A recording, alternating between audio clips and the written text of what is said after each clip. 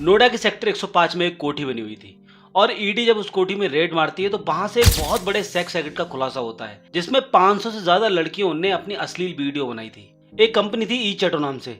उस कंपनी के अकाउंट में मोटा पैसा विदेश से आ रहा था।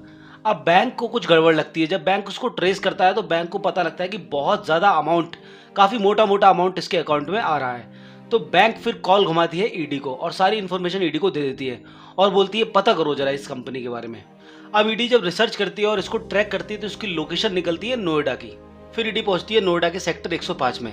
वहां पर एक कोठी बनी हुई थी और उसमें एक कपल रहते थे, उज्जवल किशोर और उसकी बीवी नीलू श्रीवास्तव। और ईडी जब उस घर में एंट्री मारती है तो वहां पर सब कुछ नॉर्मल लगता है क्योंकि वहां पर बस वो पति पत्नी थे।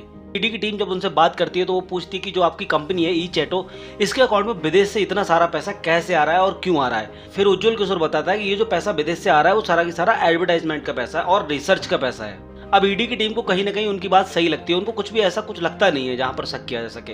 अब ईडी की टीम को कहीं ना कहीं उनकी बात सच लग रही थी, लेकिन इसके पीछे जो काला सच छुपा हुआ था उसको बाहर आना ही था आज के दिन। फिर जो टीम होती है वो उस घर को चेक करने लग जाती है और जब चेक करती है तो उसके जब टॉप फ्लोर पे पहुंचती है वो उस घर के, तो वहां पर एक बहुत ही शानदार स्टूडियो बना हुआ था जहां पर कैमरे वगैरह सब कुछ लगे हुए थे।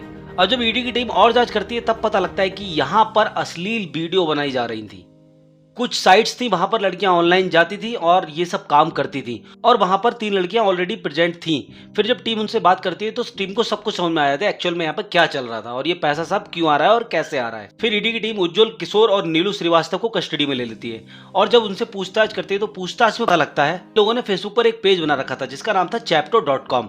यहाँ पर ये एडवर्टाइजमेंट डालते थे कि इनको मॉडल्स की जरूरत है और ये वहां से लड़कियों ढूंढते थे, उसके बाद ये उनसे कॉन्टेक्ट करते थे और उनको नोएडा बुलाते थे। अब जब लड़कियां नोएडा आ जाती थी फिर ये अपने घर बुलाकर उनसे डील करती थी नीलू श्रीवास्तव। लड़कियां आती थी इनके पास स्टार बनने के लिए, लेकिन ये उनको कोई और ही स्टार बना देते थे। नीलू श्रीवास्तव उनको बताती कि कोई प्रॉब्लम नहीं है, किसी को पता नहीं चलेगा और अच्छा खासा पैसा हम तुम लोगों को देंगे। तो लड़कियां जो है कन्विंस हो जाती थी इनकी बातों से। इन लोगों ने 500 से ज्यादा लड़कियों के साथ ये सब काम किया, उनसे अश्लील वीडियोस बनवाई।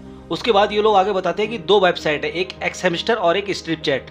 वहां पर लड़कियां ऑनलाइन लाइव जाती थी और उसके बाद वो लोग वहां पर डील करती थी और इन लोगों ने उसमें टोकन सिस्टम बना रखा था कि आप इतने टोकन का सब्सक्रिप्शन लेंगे तो आपको ये पार्ट दिखेगा, इतने टोकन का सब्सक्रिप्शन लेंगे तो आपको ये पार्ट दिखेगा। और अगर आपने प्रीमियम ले रखा है तो उसमें आप लड़की को इंस्ट्रक्शंस भी दे सकते हैं कि ये करके दिखाओ, तो लड़की आपको वो करके दिखाएगी। और ये लोग इस चीज के भी पैसे लेते थे कि अगर आप लोग अकेले देख रहे हो तो इतना चार्ज लगेगा और आप ग्रुप में देख रहे हो तो चार्ज इतना लगेगा। फिर लड़कियां लाइव जाती थी और अपनी वीडियोस बनाती थी।